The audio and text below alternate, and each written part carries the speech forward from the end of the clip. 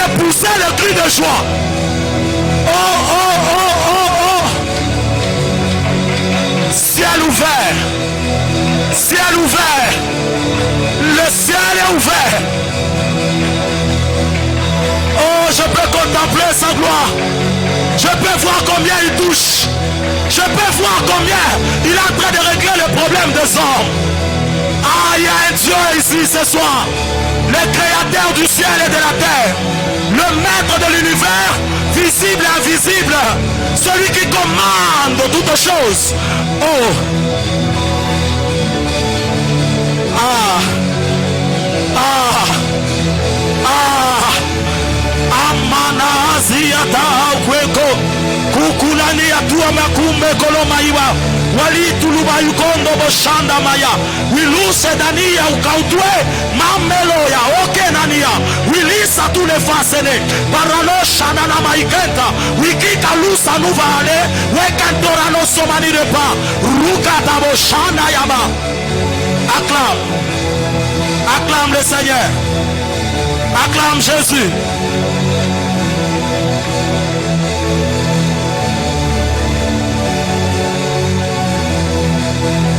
Fais-le bien ce soir. Est-ce qu'on peut acclamer Jésus? Acclamons-le ce soir. Yes. Acclame Jésus. Est-ce qu'on peut faire mieux que ça? Mon Dieu. Ok. Yes.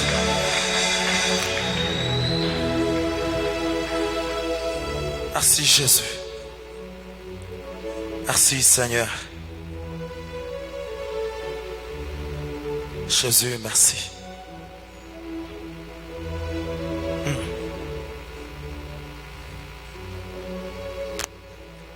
Bonsoir à tous. Est-ce qu'on peut se saluer mutuellement ce soir? Salue-moi ton voisin. Salue ta voisine. Dis à la personne qui est à tes côtés qu'elle est la bienvenue dans la présence de Dieu.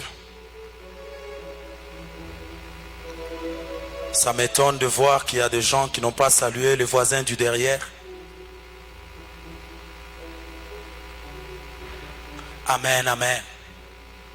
Alléluia. Est-ce que quelqu'un est dans la joie ce soir? Yes. Sans plus tarder, nous allons nous lancer dans notre message de ce soir.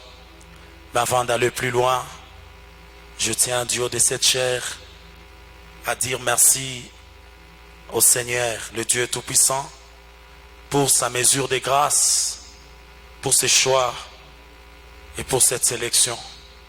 Je bénis Dieu pour tout, lui qui a permis que nous puissions être là devant pour parler de sa part.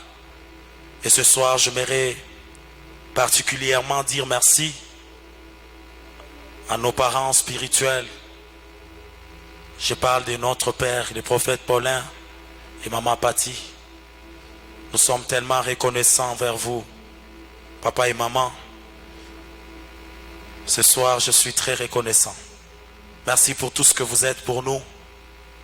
Et merci de continuer à nous aiguiser. Ce soir, je dis merci à tous les administrateurs. Je suis reconnaissant pour tout ce qu'ils font pour nous.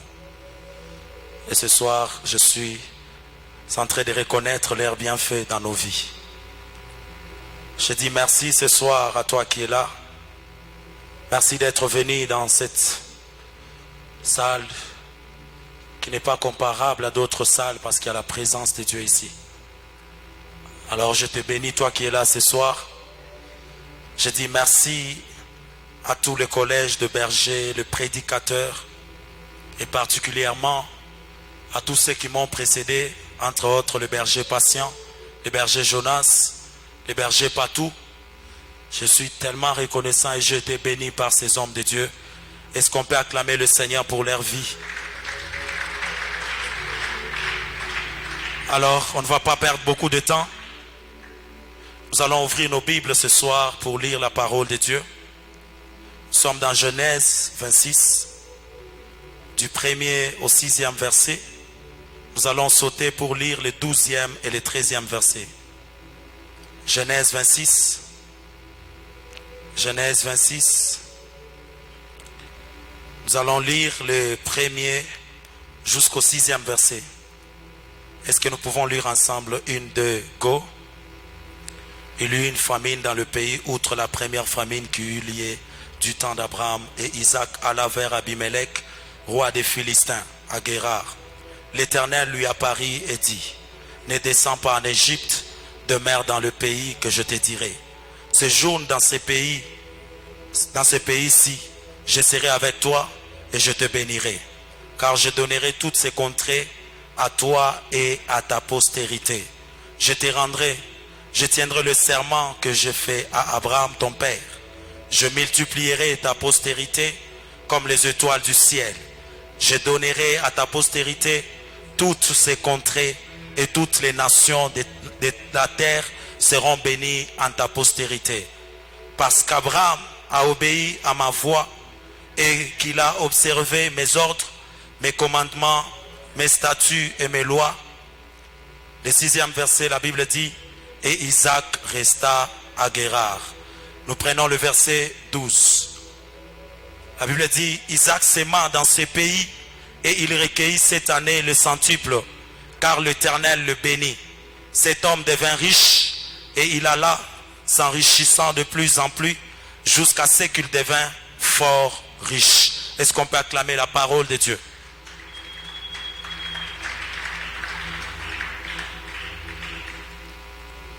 J'aime ce qui est écrit dans la version sommaire. Genèse 26, du 1er au 6e verset. La Bible dit: à cette époque-là, il eut de nouveau une famine dans le pays comme naguère au temps d'Abraham. Alors Isaac se rendit à Guérar chez Abimelech, roi des Philistins. En effet, l'Éternel lui était apparu et lui avait dit: ne descends pas en Égypte, fixe-toi dans le pays que je te désignerai. Séjourne dans ce pays-ci, je serai avec toi et je te bénirai. Car c'est à toi et à ta descendance que je donnerai tous ces territoires. Ça, c'est ce que j'aime. Tous ces territoires. J'accomplirai ainsi le serment que j'ai fait à ton père Abraham.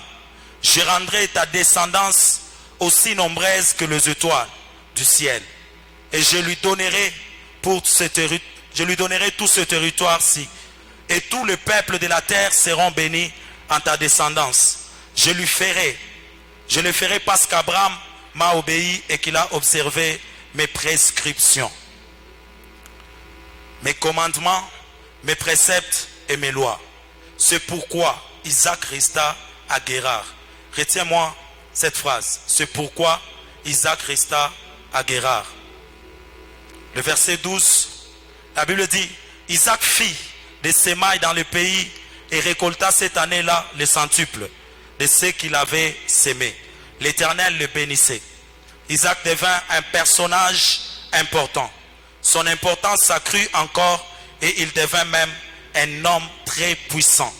Il possédait, je vais m'arrêter par là et nous allons partager pendant quelque temps le fardeau que nous avons ce soir.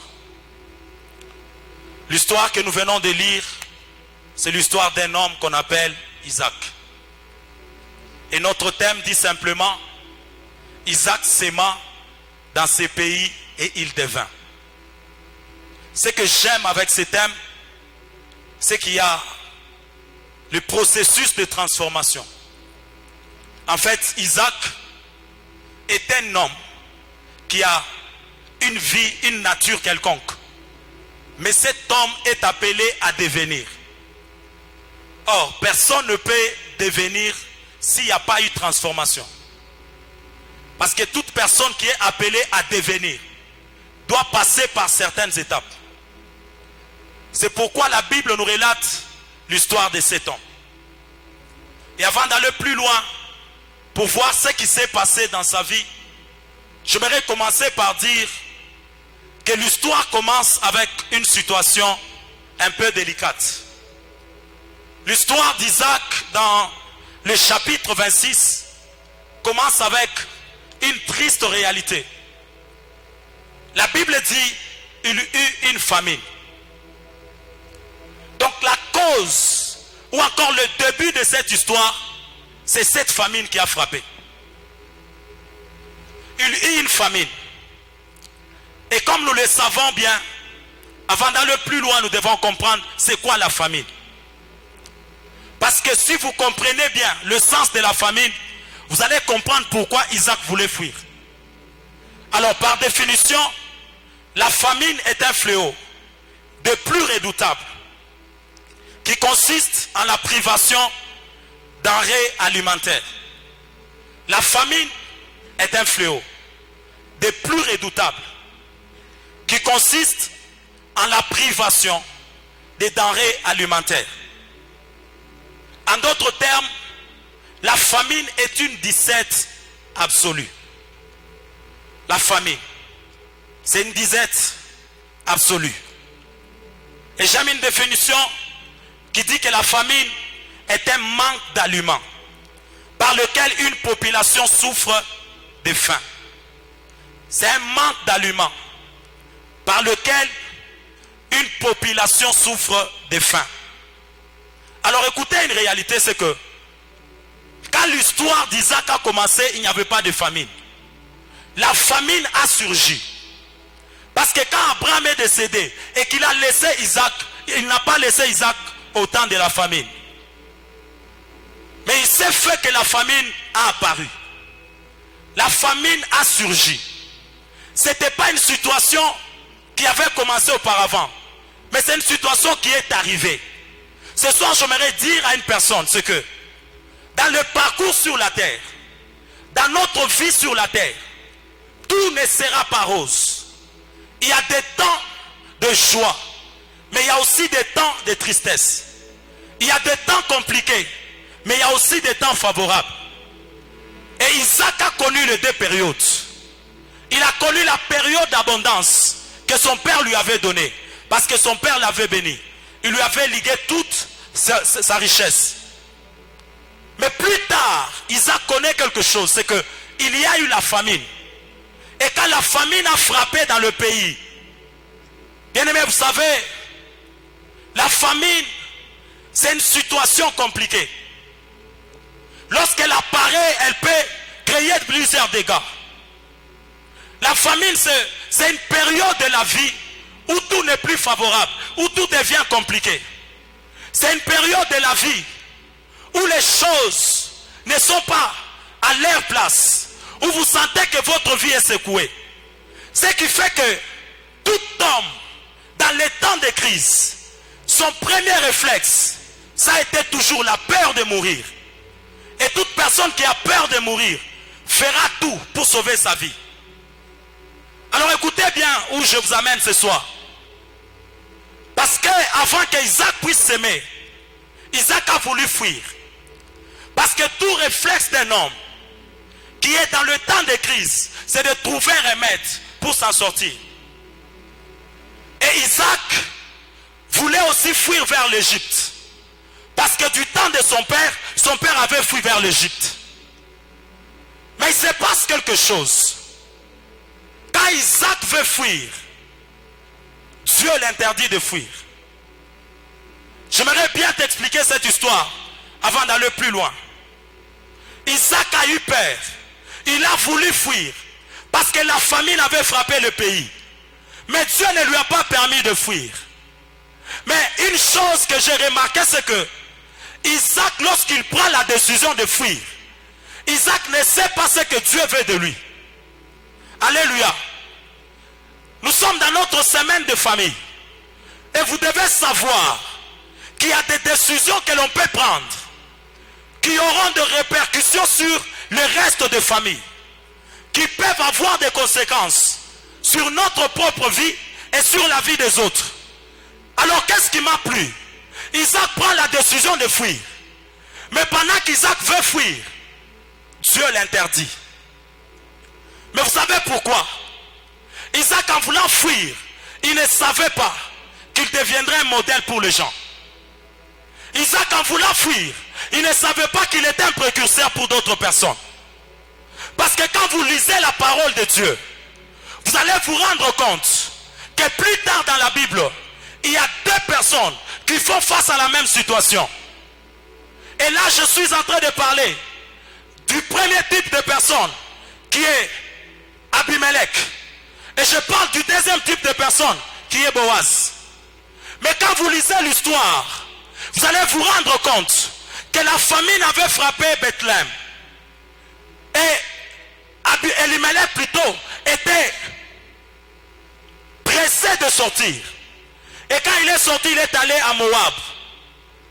Mais ce que Elimelech était en train de faire, Elimelech avait pour modèle Abraham. Parce qu'Abraham aussi avait fui vers l'Égypte. Elimelech a pris pour modèle Abraham. Et quand Elimelech a fui, les choses se sont tournées mal pour lui. Il est allé mourir. C'est pourquoi j'étais en train de dire qu'Isaac était un modèle. Parce que si Elimelech trouve pour modèle Abraham, Boaz trouvera comme modèle Isaac. Parce que là où Elimelech a fui, Boaz est resté. Chaque fois qu'il y a une période de famine, nous devons apprendre à bien prendre les décisions. Mais écoutez ce qui se passe. La fuite d'Elimelech a causé la mort. Parce qu'Elimelech a fui Bethléem qui est la maison de pain. Il est possible que la maison de pain puisse manquer le pain. Mais la maison de pain ne manquera pas le pain toujours. Parce que vous allez vous rendre compte que la famine, c'est une conséquence de la non-production. Ce qui fait que lorsqu'il y a la famine, le peuple doit trouver une solution.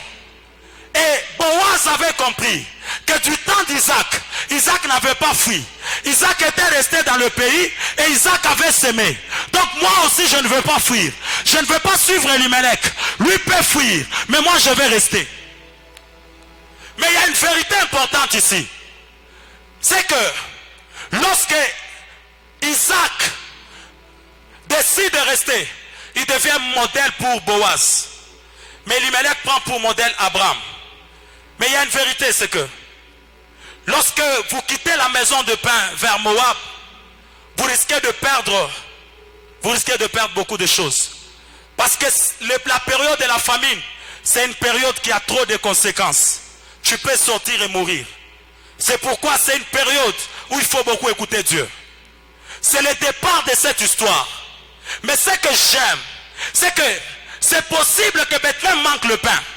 Mais vous allez vous rendre compte que plus tard, Bethléem a été encore visité par l'Éternel. Parce que la maison de pain recevra toujours de pain. Et ce que j'aime, en lisant la parole de Dieu, je suis allé constater que le véritable pain est venu de Bethléem. Quand vous lisez la parole de Dieu dans Jean chapitre 6, vous allez vous rendre compte qu'il y a un pain qui est en train de se présenter. Et ce pain a connu naissance à Bethléem. Et Bethléem dont je parle, c'est le Bethléem qui est la maison de pain. C'est pourquoi Jésus pouvait dire que je suis le pain de vie. Parce qu'il est celui qui est sorti de Bethléem. C'est pourquoi je suis venu dire à une personne, il y a des endroits qu'on ne quitte pas. Il y a des, oh mon Dieu, il y a des lieux qu'on ne quitte pas. Ne quitte pas ta famille. Parce que ta famille est importante. Bien aimé, vous savez, il y a des gens qui ont abandonné leur famille. Il y a des gens qui ont du mal à poster même les photos de leurs parents. Parce que l'histoire ou encore la situation dans la famille n'est pas favorable. Quand ils regardent la vie, quand ils regardent même leur maison, il a du mal à dire même à ses amis, venez chez nous. Parce qu'il est en train de passer par des moments compliqués. Écoutez, ce qui manque à ta famille est avec toi. Si ta famille est encore pauvre, c'est parce que toi tu es pauvre. Si ta famille n'a pas une histoire, c'est parce que toi tu n'as pas encore une histoire. Alors n'abandonne pas ta famille, parce que cette famille peut être relevée à partir de ta vie. Je suis venu révolter une personne ce soir. Je suis venu te dire que la vie sur la terre, tout peut commencer avec toi. C'est pourquoi, avant de prendre toute décision, tu dois savoir quelles sont les conséquences liées à cette décision. C'est pourquoi, quand Isaac décide de rester, l'histoire devient intéressante. Ce que j'aime, c'est que le temps de la famine peut devenir un temps favorable pour toi de réfléchir. tout comme ça peut devenir un temps favorable pour toi pour écouter Dieu. C'est pourquoi j'encourage une personne ce soir. Ne crains rien. Quelle que soit la situation, ne crains rien. Il y a une solution à tout.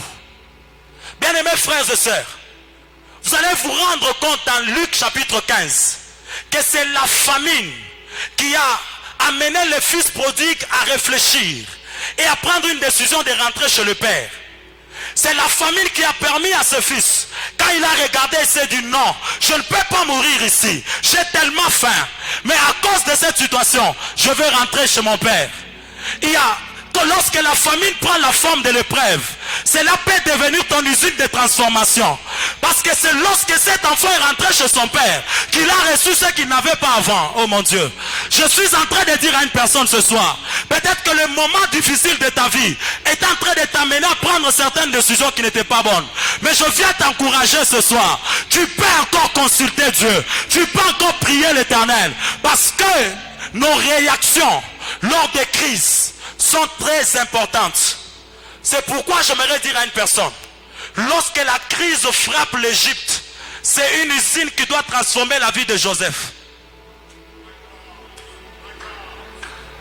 Parce que Joseph ne sera jamais un ministre s'il n'y a pas la famine en Égypte. Parce que Dieu peut donner tout aux Égyptiens, mais Dieu ne leur donnera pas l'intelligence de la saison. L'intelligence de la saison est une intelligence qui n'est réservée qu'à Joseph. Parce que c'est lui qui sait gérer les 7 années d'abondance pour ne pas peiner pendant les 7 années de sécheresse. Ce soir, je suis venu dire à une personne, c'est vrai qu'Isaac s'est fait un nom, mais Isaac est parti de la famine. C'est pourquoi notre thème dit, Isaac s'aima dans ce pays-là. Parce que ce pays-là n'était pas un pays favorable. Il s'aima dans ce pays-là, mais quel pays? On va en parler. Mais pour ce soir, j'aimerais dire à une personne, tu dois écouter Dieu pendant le temps de crise. Pendant le temps de crise. Peut-être que tu es là ce soir, tu étais au point d'abandonner Dieu. Peut-être que tu es là, tu t'es dit que tu as tellement prié, tu en as marre, tu étais prêt à abandonner. Je viens te dire, là où Elimelech a fui, Boaz est resté et il s'est fait non. N'abandonne pas et n'arrête pas. Tu as une vie qui doit être couronnée. Alors n'abandonne rien. Ce soir, j'aimerais dire à une personne que tout est parti de là. Et c'est là que Boaz s'est fait non. Alors j'aimerais dire à une personne, lorsque Isaac décide de quitter, Dieu lui dit ne quitte pas. Ne pars pas. Reste là. Ne descends pas en Égypte. C'est une recommandation. Écoutez, Église. Tu ne deviendras jamais un homme important dans la vie si tu ne reçois pas l'instruction divine. Dieu lui dit ne descends pas en Égypte. Isaac se regarde, il se dit Seigneur, j'ai perdu mon père. Ma femme vient de mettre au monde des enfants. Parce que quand vous lisez Genèse 25, il y a la naissance. Mais au 26e chapitre, il y a la famine qui frappe. Seigneur, j'aimerais sauver ma famille. Je dois aider ma famille. Je ne vais pas mourir avec ma famille ici. Mais Dieu lui dit, ne descends pas. Ne pars pas en Égypte. Ça devient compliqué pour Isaac. Mais ce que j'aime avec Isaac, Isaac décide de rester. Quand Isaac décide de rester, j'ai beaucoup plus aimé ce qui est écrit dans la version sommaire. La Bible dit c'est pourquoi Isaac resta. On explique ce qui a poussé à Isaac de rester. Après avoir posé mes bases, je vais entrer là-dedans. Parce que j'étais en train de dire que les boutons déclencheurs de la renommée d'Isaac, c'est l'instruction que Dieu lui a donnée. Je peux bénir quelqu'un ce soir. J'aimerais te dire une vérité. Isaac dont on parle, Isaac n'est pas seulement le fils de la promesse. Mais Isaac dont on parle, il n'est pas seulement la promesse. Mais c'est Isaac dont on parle. Il est la sémence de la promesse. Parce que si tu me dis Amen, je vais te dire pourquoi je dis qu'Isaac est une semence de la promesse. Écoutez, peuple de Dieu, il y a une vérité très importante ici. C'est que même le Christ était caché en Isaac. Parce qu'Isaac renfermait la promesse en lui. Isaac n'était pas seulement une promesse, mais Isaac était la semence de la promesse. Alors j'aimerais te dire une vérité. Quand tu prends Isaac et tu prends Christ, tu vas voir que leur histoire est semblable. Est-ce que je peux bénir quelqu'un ce soir? Isaac renferme en lui la promesse. Parce qu'Isaac, c'est de lui qu'est venu Jacob. Et c'est de Jacob qu'est venu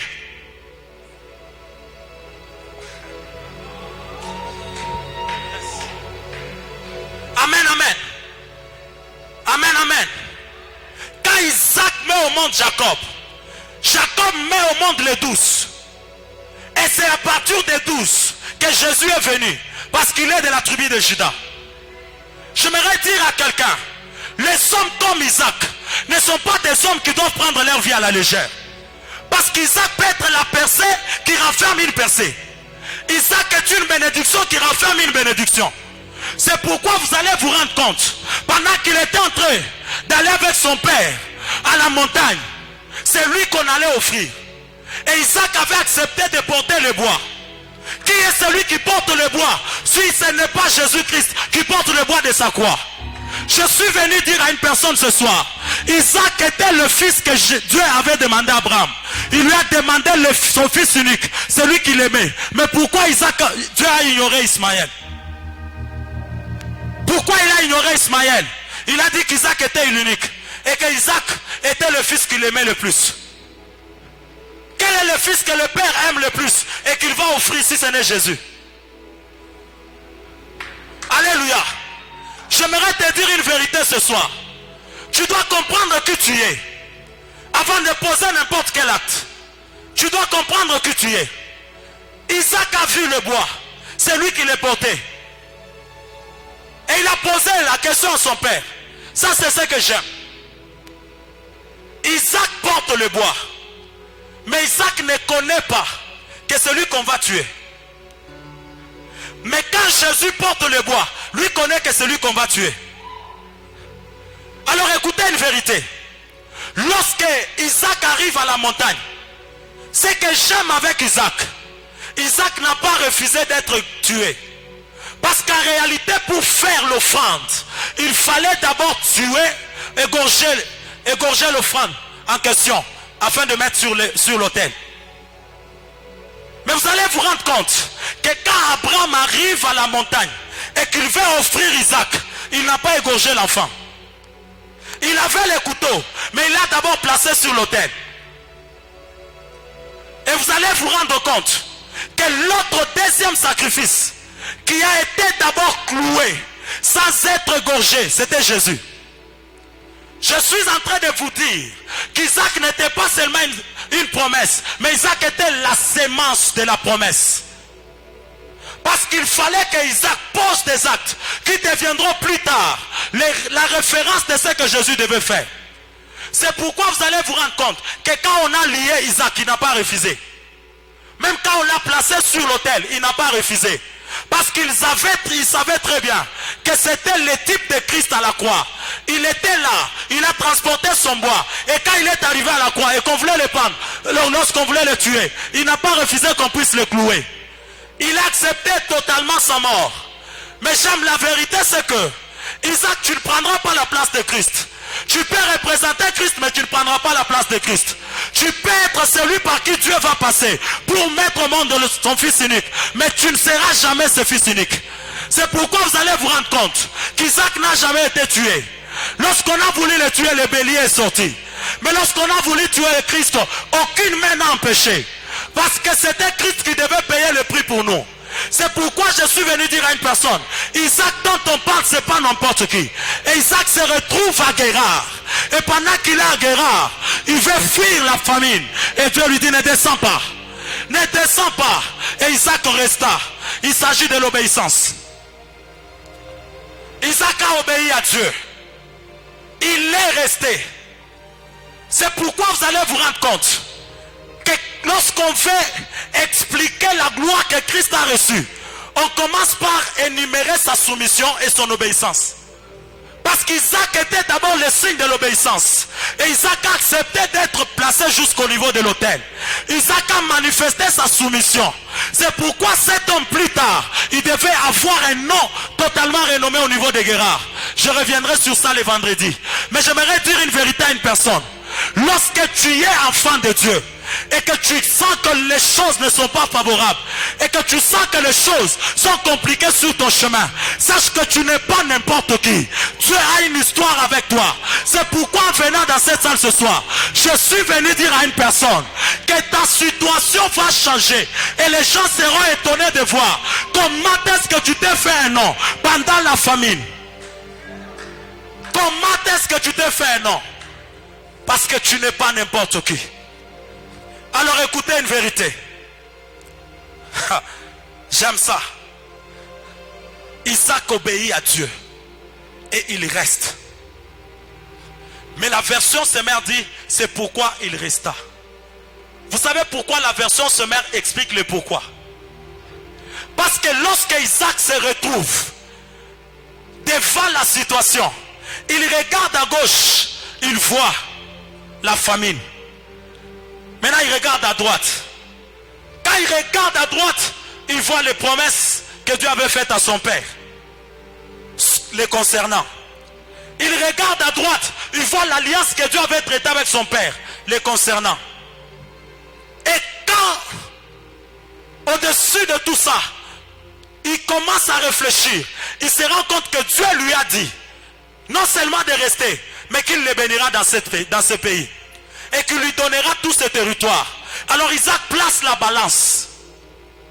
Il place la balance et il se rend compte que la famine n'est pas plus que l'alliance que Dieu a traitée avec mon père. Il se rend compte que les promesses que Dieu lui a faites sont au-dessus de la famine. Et il commence à se dire, dans ce pays je veux me faire un nom. Je vais faire confiance à Dieu. Lui, il m'a dit de rester, je vais rester. Il a dit qu'il le fera, certainement il le fera. Parce que moi, Isaac, je connais comment je suis venu au monde. Mes parents ont peiné pour m'avoir. Dieu leur avait dit qu'ils vont mettre au monde un fils, mais ils ont attendu pendant longtemps. Mais comme Dieu avait parlé, cela s'est manifesté. Alors moi, Isaac, je vais faire confiance à Dieu. Je ne vais pas avoir peur de la famine. Je suis en train de dire à quelqu'un ce soir, n'aie pas peur. Tu as des promesses sur toi. Tu as des promesses qui planent sur ta vie. N'aie pas peur. N'abandonne rien. Tant qu'il y a les promesses de Dieu, tu vas t'en sortir. Tant qu'il y a les promesses de Dieu sur toi, elles vont se réaliser. Si Dieu t'a dit que tu vas te marier, bien aimé, tu vas te marier. Ce soir, je libère cette parole. Si Dieu a dit que tu vas être riche, tu seras riche. Si Dieu a dit que ta vie ne sera jamais dans la galère, tu ne seras jamais dans la galère. Isaac place la balance. Et quand il place la balance, il commence à regarder. Qu'est-ce qui pèse? La famine ne pèse pas plus que les promesses de Dieu. Et par-dessus tout, Dieu m'a dit qu'il va me bénir dans ce pays. Alors je vais rester. Je vais rester et je vais m'installer ici. C'est pourquoi, quand vous lisez Psaume chapitre 11, le verset 1er, la Bible dit, c'est en Dieu que je place ma confiance. Parce qu'Isaac a placé en Dieu sa confiance. Peut-être que ce soir, tout était compliqué pour toi. Tu t'es rendu compte que tu passes par des moments compliqués, des moments difficiles. Je viens te dire, place encore ta confiance en Dieu. Isaac a placé sa confiance en Dieu. Il est resté malgré la situation. Fais encore confiance en Dieu. Reste là jusqu'à ce qu'il le fasse. Or, qui est celui qui a fait confiance en Dieu? Si ce n'est celui qui a fait la pêche alors que toute la nuit n'avait rien eu. La Bible dit que Pierre n'avait rien eu toute la nuit. Pierre a pêché. Il n'a rien eu. Il n'a pas pris de poisson. La nuit était tellement difficile pour lui. Et quand il commençait à réparer le filet pour entrer, il y a quelqu'un qui est venu. Et cette personne lui a dit, donne-moi ta barque. Je vais faire mon travail, mais après, tu vas encore jeter le filet. Ce que j'aime de cet homme de Pierre, il a fait tellement confiance en Dieu, au point où il a dit, sur ta parole je jeterai le filet. Écoutez, peuple de Dieu, la parole de Dieu, lorsque nous l'entendons, elle ranime notre foi, elle régénère notre foi, elle nous donne encore plus de confiance. Ce soir, je ne sais pas quelle est la parole que tu as entendue. Peut-être que ce sont les paroles de tes ancêtres, peut-être que ce sont les paroles de tes oncles, de tes tantes, de personnes qui sont contre ta percée. Je suis venu te dire, la parole de Dieu est au-dessus de tout. Et quand, oh mon Dieu, quand Pierre constate qu'il y a une parole qui est libérée, qu'est-ce que Pierre fait? Pierre prend la décision de jeter le filet. Il dit, sur ta parole je vais jeter le filet. Sur ta parole je jetterai le filet. Il n'a pas hésité, il a fait confiance en Dieu, parce que c'est dans la parole de Dieu qu'il y a tout. C'est dans la parole de Dieu que l'impossible peut devenir possible.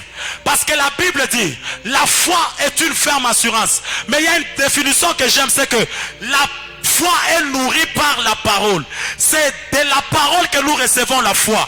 Et cette parole nous permet de faire confiance en Dieu. Quand Isaac regarde, il s'est dit, je sais que tu avais dit à mes parents que je viendrais. Et je suis venu au monde. Alors, si tu m'as dit aussi de rester dans cette nation, je vais rester, quelle que soit la situation, quels que soient les moments. Oh mon Dieu, Isaac regarde et il se dit, si Dieu Tout-Puissant a dit qu'il le fera, c'est qu'il le fera certainement. Et il commence à s'appuyer sur ses promesses. Il reste dans cette nation. Il demeure dans ce pays. Et la Bible me révèle qu'Isaac est resté, mais il n'est pas resté main perdue. C'est là qu'il est allé s'aimer. Parce qu'il avait déjà fait confiance en Dieu. Vous savez pourquoi? Parce qu'Isaac a constaté deux choses. Dieu a dit et Dieu était avec lui. Et ces deux choses ont renforcé la foi d'Isaac. Non seulement Dieu lui avait dit qu'il sera avec lui, Dieu lui avait également dit qu'il fera de lui un homme béni dans ce pays. Alors écoutez ce qui se passe. Il y a deux choses très importantes. Et ce sont les deux vérités sur lesquelles j'aimerais m'appuyer ce soir. Il y a une vérité importante ici, c'est que quand Isaac se rend compte que Dieu est avec moi, Isaac prend une décision et il s'est dit que là, l'Éternel Dieu de gloire m'a mis dans une saison favorable. Parce que tant que Dieu est avec toi, tout devient favorable pour toi. Et il s'est dit ceci, si le Dieu Tout-Puissant est avec moi, c'est qu'il rendra tout favorable. C'est Dieu a dit que la lumière soit et la lumière fut. Alors, je sais que Dieu m'introduit dans une saison favorable. C'est pourquoi je n'aurai pas peur de la famine. Quelle que soit sa forme, quel que soit son impact, je vais s'aimer dans ce pays. C'est pourquoi Isaac a pris cette décision de s'aimer. Parce qu'il s'était déjà rendu compte que Dieu ne l'abandonnera jamais. Même si la terre est stérile, même si la terre est sèche, l'Éternel Dieu de gloire fera en sorte que cette terre puisse se produire pour Isaac. C'est pourquoi l'Éternel Dieu de gloire n'a pas abandonné Isaac dans cette nation. Isaac s'est placé et il s'est dit, je vais faire confiance en Dieu. Le Dieu qui m'a dit de rester est avec moi dans ce pays. Même s'il ne le fera pas pour les autres, il le fera pour moi. Je viens t'encourager mon frère, je viens t'encourager ma soeur. Dieu va te bénir. Avant la fin de ce mois, tu vas recevoir une bénédiction qui va t'étonner. Tu vas recevoir une bénédiction qui va t'étonner. L'Éternel va tellement te faire du bien, au point où la rosée du ciel ne te sera pas privée. Isaac regarde, il se dit, la terre peut être stérile, oui, mais cette terre ne va pas me refuser. Oh mon Dieu, il y a une vérité, c'est que lorsque Isaac va vers la terre, il se rend compte que la terre est stérile. Ok, la terre est stérile. Et quand la terre est stérile, la terre ne peut pas produire. Nous sommes d'accord? Maintenant écoutez. Cette terre qui est stérile, c'est cette terre où Dieu a dit à Isaac de s'aimer. Mais il y a une vérité très importante. C'est que la terre peut être stérile. Mais la terre ne va pas résister à Isaac. Parce qu'Isaac est dans une saison favorable. Isaac est dans une saison favorable. Or, quand vous lisez la parabole du semeur, la terre qui produit, c'est la terre qui est bonne. Aucune terre ne peut produire les centuples si ce n'est la bonne terre. Alors je me demande, quand est-ce que la terre est devenue ainsi bonne? Quand est-ce que la terre est devenue bonne pour recevoir la semence et pour qu'Isaac puisse recueillir le centuple? Est-ce que je peux bénir quelqu'un ce soir? Cette terre était stérile. Et quand Isaac regarde, il se dit, elle est stérile. Mais il faut que cette terre devienne bonne pour qu'elle puisse produire. Alors quand est-ce que la terre est devenue bonne? La Bible me dit, Dieu a vu dans Genèse 1 que cela était bon et... Ok. Quand est-ce que Dieu a vu que la terre ou encore la création était bonne? Qui lui a dit que c'était bon? C'est quand lui-même a regardé. Dieu s'est dit que tout ce qu'il a créé était bon. Maintenant, la terre d'Isaac était stérile. La terre qui doit produire les centuples, c'est celle qui est bonne. Quand est-ce que cette terre est devenue bonne? C'est quand l'Éternel a vu cette terre. Il s'est dit non, cette terre est bonne. Isaac a peur parce qu'elle ne produit pas. Mais moi l'Éternel, je dis que cette terre est bonne. Parce que j'ai créé cette terre. Et en dessous de cette terre, il y a le seau. Isaac ne voit pas les eaux qui sont sous la terre. Mais Isaac attend la pluie qui vient dans l'eau, dans le ciel. Alors j'aimerais dire une vérité importante. Écoutez, les hommes peuvent te voir pauvre, mais Dieu te voit riche. Les regards de Dieu changent tout sur ta vie. Les regards de Dieu sur ta destinée changent l'appellation des hommes. C'est pourquoi vous allez vous rendre compte. Dieu regarde la terre, il dit Isaac, tu ne me connais pas. Ne fuis pas, reste ici. Je connais l'histoire de la terre. Moi et la terre, nous avons une histoire. Cette terre n'avait pas les eaux. J'ai dit à cette terre que la terre pousse des eaux. Et la terre l'a fait. J'ai dit à cette terre que de cette terre poussent les arbres. Et la terre a obéi. La terre va m'obéir quand tu vas s'aimer.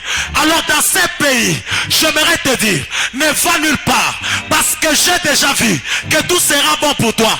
Isaac regarde, il se dit, ok, ça y est. Parce que tout m'est favorable maintenant. Alors quand tout est favorable, qu'est-ce qu'il faut faire? Il faut s'aimer. J'aimerais dire à quelqu'un ce soir, Dieu est venu t'introduire dans une saison favorable. L'Éternel est venu t'introduire dans une saison favorable. Ma mission ce soir, c'est de te dire que Dieu est venu t'introduire dans une saison favorable. C'est vrai que à Guérard, la terre est stérile, mais cette terre va être favorable à ma sémence.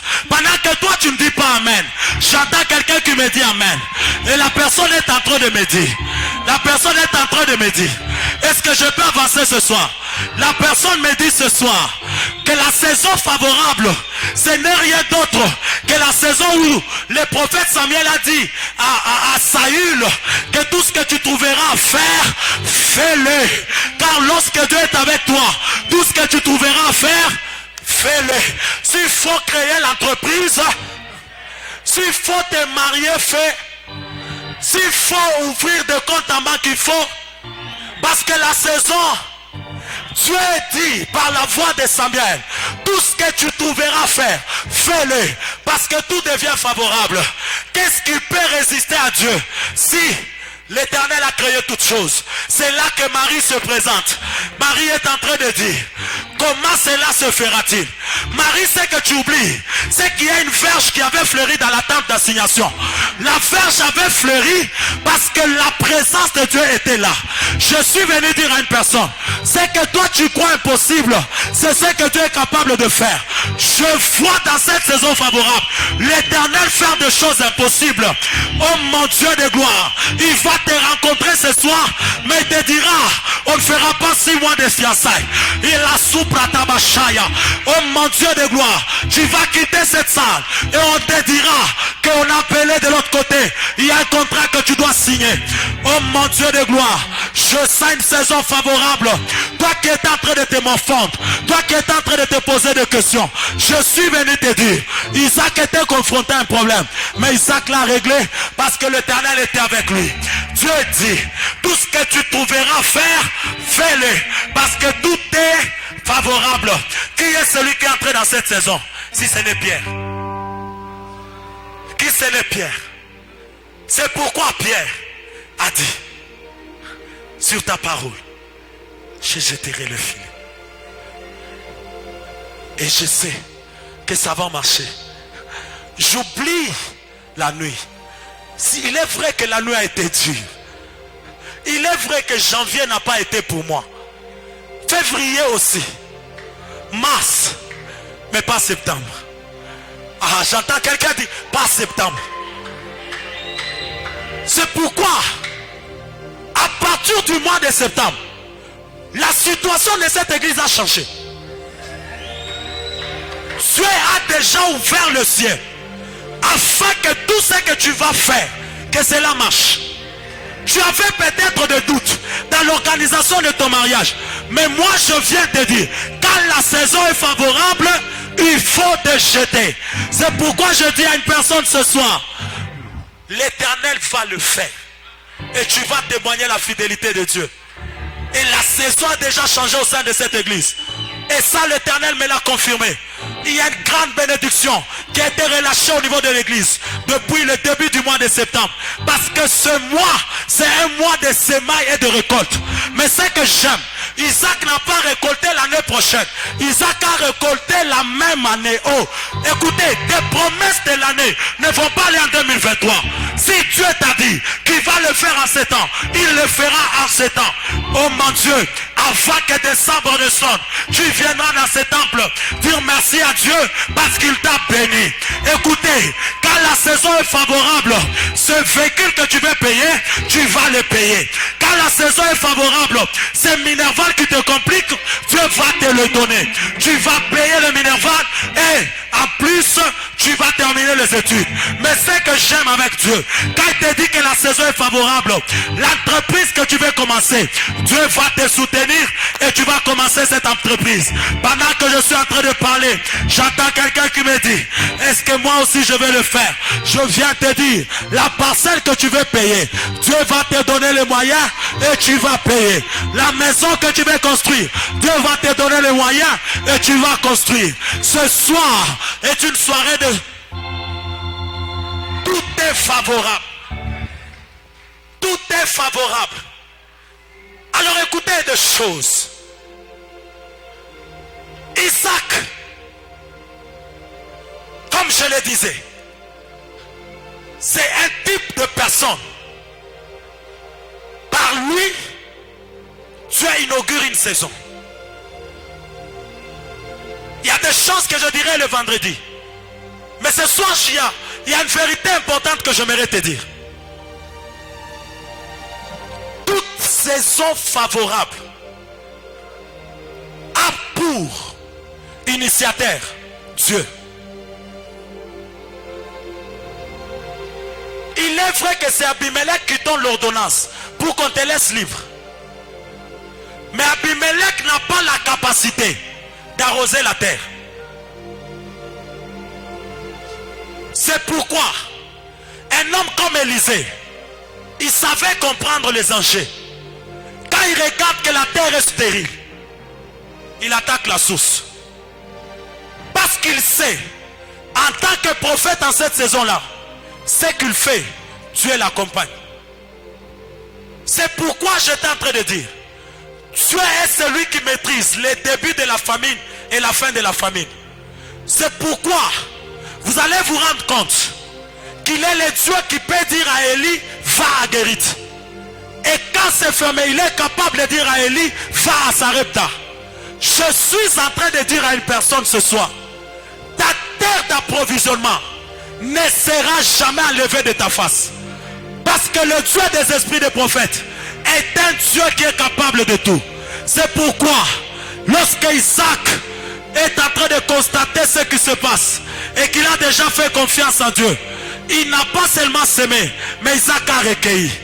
Alors écoutez une vérité importante. La récolte a besoin d'une semence. Et si la semence n'est pas jetée, la semence ne produira pas. Église, je suis venu dire à une personne ce soir, il y a des choses que nous bloquons dans nos vies nous-mêmes. On ne mange jamais la sémence. Mais le plus grand problème est de savoir si ce qu'on a est une sémence. Il y avait beaucoup de choses à faire. Mais Isaac a commencé par s'aimer. Parce qu'il a identifié ce qu'il avait. Ce que Isaac avait, c'est la sémence. Alors toi ce soir, qu'est-ce que tu as? C'est pas sa sémence que la loi de la récolte est venue. Or, tu ne peux pas devenir si tu n'identifies pas ce que tu as et ce que tu es. Il y a une vérité importante que j'aimerais dire à une personne. Isaac a commencé par identifier qu'il avait la sémence. Parce que c'est la sémence qui crée la récolte. C'est pourquoi vous allez vous rendre compte. Quand vous lisez la parole de Dieu, Tamar, son nom veut dire récolte. Mais Tamar ne récoltera jamais si elle ne reçoit pas la sémence. C'est la sémence qui fait que Tamar puisse devenir ce que son nom indique. Parce que Tamar veut dire récolte. Et c'est là que j'aimerais exhorter à une personne. Parce que vous allez vous rendre compte, quand Onan refuse avec sa semence et qu'il la jette par terre, Tamar ne récolte rien. Mais Tamar entre dans une saison que j'appelle ce soir la saison favorable. Une saison où même Judas lui-même ne peut pas reconnaître que la personne avec qui je suis, c'est Tamar. Quand Dieu veut faire quelque chose de grand dans ta vie, ne regarde pas les moyens, regarde la capacité de Dieu. Parce que derrière les actes que nous posons, il y a ce que Dieu veut et ce que Dieu ne veut pas. C'est pourquoi vous allez vous rendre compte que la bénédiction de Dieu dans la vie de Tamar était cachée dans ce qu'elle avait fait.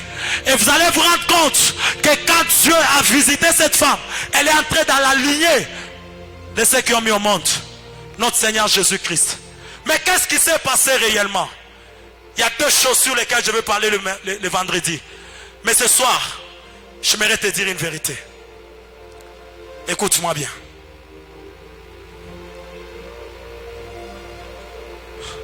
Alléluia. Amen, amen. Amen, amen. Il y a une vérité importante que j'aimerais te dire. Toute saison qui devient favorable ne sera pas favorable pour ceux qui croisent les bras. Parce que tu dois faire quelque chose. Et ce soir, Dieu peut t'amener dans des choses totalement impossibles. Comme il l'a fait pour Isaac. Parce que cet homme a sémé. Non seulement il a sémé, mais il a recueilli. Mais la vérité en est que, après avoir identifié ce qu'il avait comme semence, il l'a jeté à terre. Mais Isaac a jeté dans une terre de Guérard, une terre qui était stérile. Mais cette terre lui a donné les centiples. C'est pourquoi je disais que la terre qui donne les centiples, c'est une bonne terre. C'est pourquoi je me tiens devant ce trône, ou encore devant cet autel, pour dire à l'Éternel notre Dieu, que l'Éternel arrose toute terre où tu travailles, tout endroit où tu fais tes affaires, tout endroit où tu es en train de te... Oh mon Dieu, je vois le ciel le faire. C'est pourquoi je suis en train de dire à quelqu'un ce soir, la terre ne va rien te résister. Toi qui es en train de te plaindre, toi qui es en train de te poser des questions, Dieu est venu ce soir afin d'arroser ta terre. Je demande à Dieu de te bénir de la plus belle des manières. Que la rosée du ciel te soit donnée ce soir. Comme Isaac. Que tout ce qui n'était pas favorable devienne favorable ce soir. Que tout ce qui était compliqué devienne facile ce soir. Que ta foi te donne au-delà de ce que tu attendais. C'est pourquoi je crois tellement en Dieu. Et je sais que ce soir, il est celui qui va te donner au-delà de ce que tu as semé. Quand Car la sémence est toujours petite par rapport à la récolte. Et la sémence est celle qui, lorsqu'elle meurt, lorsqu'elle pourrit, et lorsqu'elle commence à pousser, elle t'amène au-delà de ce que tu as sémé. Le processus de Dieu pour la transformation est un processus du surnaturel. C'est pourquoi je suis en train de dire à une personne, lorsqu'une main t'accompagne, tu peux payer l'impôt avec l'argent qui vient du poisson. Parce que Dieu, quand il rend les choses favorables, il peut toucher les poissons dans la mer. Afin que le premier hameçon que tu vas jeter, que celui-là te donne un poisson. Je suis venu dire à une personne ce soir, la saison favorable est déjà inaugurée ce soir. La saison favorable est déjà déclenchée ce soir. C'est pourquoi, pendant une saison favorable, tu ne forceras rien. Tu ne forceras rien. Oh mon Dieu. Oh mon Dieu. Yes. Je sens que Dieu est en train de le faire ce soir. Je sens que Dieu est en train de le faire ce soir. Je suis en train de faire une vision. Et dans la vision que je suis en train de faire, je vois l'ange de l'Éternel qui entre avec des enveloppes. Et quand je vois les deux enveloppes, je vois l'ange de l'Éternel qui entre, mais je le vois en train de le remettre comme ma maman Patti. Et alors qu'elle prend ces enveloppes, je le vois en train d'ouvrir ces deux enveloppes. Je vois dans une enveloppe les bagues et l'argent. Oui. Et quand elle ouvre la deuxième enveloppe, je suis en train de voir des papiers comme scellés. Et je les vois commencer à distribuer rapidement aux gens. Et je vois l'église qui est en train de... Ok. Je vois les gens qui sont en train d'avancer pour prendre ce qu'elle est en train de libérer. Ainsi me dit l'Éternel ce soir. Cette saison tant attendue est venue. Où Dieu commence à rémunérer. Où Dieu commence à honorer les promesses de mariage, les promesses de bénédiction, mais également les promesses de travail. Dieu va embaucher des gens. Les témoignages que nous aurons dans les jours qui sont en train de venir sont liés au mariage, à la refinance, mais également à l'embauche. Alors qu'elle est en train de répondre, je vois comme Shataraba Sakatabaya Ota Debi Kalouche Deva. Je vois tout autour d'elle. Pendant qu'elle est en train de remettre ses enveloppes. Mon Dieu, je vois une forte fumée qui est en train de l'environner. Et ce soir, j'aimerais confirmer une chose. Le Dieu de mon père, le prophète Paulin, c'est lui qui sert Maman Patti, a décidé de bénir l'église, d'amener la bénédiction financière, mais également d'honorer les sœurs et les frères. Tu avais un problème de finances pour l'organisation de ton mariage. Dieu me dit ce soir que la saison favorable a déjà sonné. Et cette saison favorable est venue pour ta bénédiction. Je vois Dieu commencer à accomplir les promesses de janvier, les promesses de l'année passée, les promesses de mars, les problèmes, oh mon Dieu. Tu t'es tellement posé des questions. Comment cela se fera-t-il? Comment cela se fera-t-il? Par où je vais commencer? L'Éternel Dieu de mon père me dit, il a suffi à Marie d'être couverte de l'ombre seulement. L'ombre a suffi pour que Marie puisse concevoir. L'impossible est devenu possible. C'est pourquoi je suis en train de dire à une personne, tu vas recevoir une renommée que personne n'a jamais reçue dans ta famille. Je vois ton nom être inscrit sur les listes de nomination. Je vois ton nom être inscrit sur les listes de couronnement. Parce que ce soir, l'inauguration de la saison favorable, Isaac a regardé. Il a dit, si Dieu l'a dit, il le fera. Il a regardé de l'autre côté. Il s'est rendu compte que Dieu est avec lui. Quand Dieu est avec moi, Guérard devient favorable. Guérard est une terre étrangère, mais Guérard devient favorable parce que Dieu est avec moi. Ah. Ah. Ah.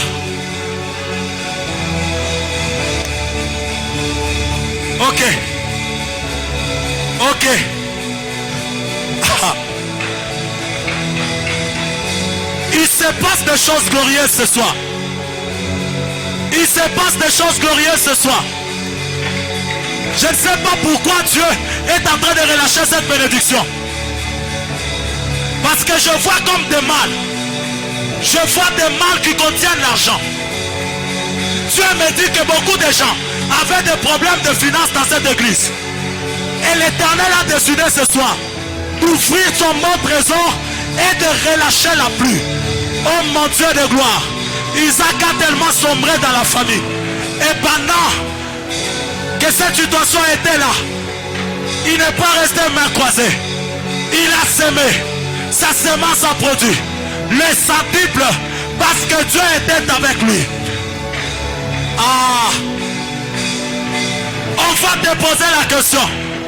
Comment tu n'es pas décédé en prison? Tu leur diras parce que Dieu était avec moi. Comment tu es devenu ministre dans une terre étrangère? Parce que Dieu était avec moi. Comment tu t'es marié? Parce que Dieu était avec moi. Comment tu as eu le travail? Parce que Dieu était avec moi. Oh mon Dieu de gloire. J'entends quelqu'un prier ce soir. Yes. Yes. Une saison favorable. Une saison favorable. J'entends le bruit de la pluie. J'entends le bruit de la pluie. La pluie qui arrose la terre. La pluie qui arrose la terre. La pluie qui arrose la terre. La pluie qui arrose la terre.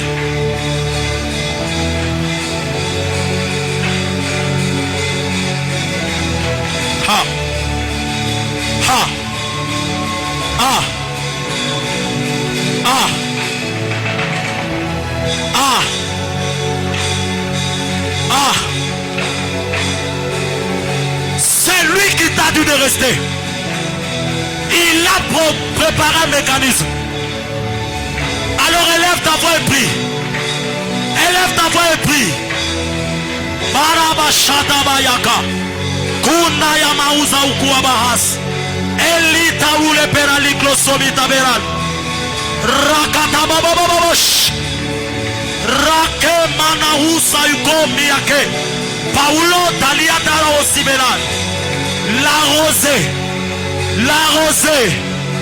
La rosée. Que l'Éternel t'avait promis. Elle vient, elle vient, elle vient. Waouh. Waouh. Waouh. Ça va commencer avec toi. Ça va toucher ta famille. Ça va commencer avec toi. Ta famille sera bénéficiaire. Ça va commencer avec toi. Mais l'histoire sera différente. Parce que le Dieu Tout-Puissant a décidé de visiter son peuple. Ah. Yes. Il y a une forte visitation dans la salle.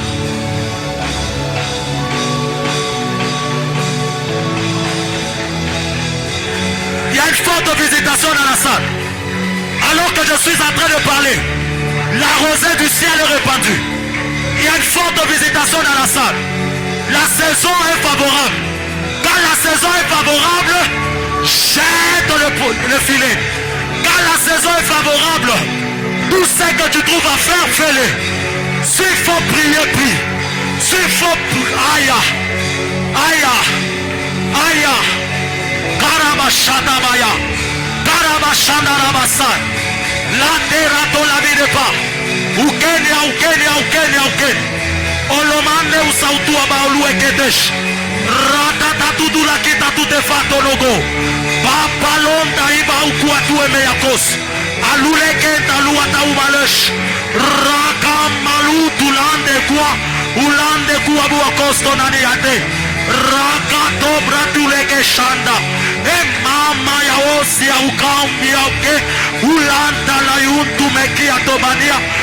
Oh. Parle à Dieu. Parle à Dieu. Yes. Yes. Est-ce qu'on peut être debout dans la salle? Pendant quelques minutes, nos mains levées, nous allons recevoir du ciel ce que le ciel a prévu. Tiens-toi debout. Lève simplement deux mains. Lève simplement deux mains. Sans alouke tabac. L'atmosphère devient totalement saturée ce soir. L'atmosphère devient saturée ce soir. Je vois ces choses que tu avais perdues en train de venir sur ton chemin. Je vois les choses que tu avais perdues en train de venir sur ton chemin. C'est cette saison. L'inauguration de la saison. L'inauguration d'une nouvelle saison dans ta vie. Nos mains levées, nos mains levées. Nos mains levées. Ah! Commence à recevoir. Commence à recevoir ta bénédiction de ce soir. Ta bénédiction de ce soir. Le main levé. La rosée de Dieu vient sur toi. Le main levé. La pluie de Dieu tombe sur toi. Ok. Ok. Ok. La chatababas. Yatanabakashanda. Mais Paulo Kativerach. Le ciel le relâche. Il relâche la bénédiction. Maman. Aïe, aïe, aïe, aïe, aïe, aïe. Aïe, aïe, aïe, aïe, aïe, aïe. Une soirée de faveur. Une soirée de faveur. Dieu le permet ce soir. Je vois les gens en train de recevoir leur part. Je vois les gens en train de recevoir leur part.